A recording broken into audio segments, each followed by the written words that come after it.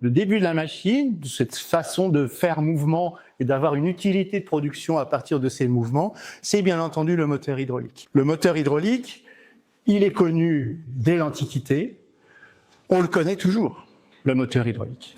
Et on est bien là dans un enjeu très fort, donc là vous avez un moulin à blé tout à fait classique, hein, une roue verticale, un rouet, une lanterne, et puis les meules, la meule dormante et la meule tournante au-dessus de la meule dormante qui permettent de faire farine.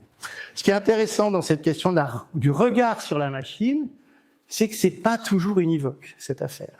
Ce que je vous montre, c'est une carte qui montre là où il y a une domination radicale des roues verticales, en haut de la carte, et une domination radicale des roues horizontales en bas de la carte. Une des explications est culturelle. Vous voyez que là, il y a une relation assez étroite avec les différences linguistiques anciennes entre Languedoc et Languedoc. Ça, c'est vachement intéressant, cette affaire. Pas seulement pour parler des questions linguistiques, mais aussi pour parler de culture. Pour parler de quoi aussi? Pour parler de choix techniques, de choix culturels de la technique. Et ce qui est intéressant avec la technique, et donc avec la solution machine, c'est qu'il y a toujours plusieurs solutions.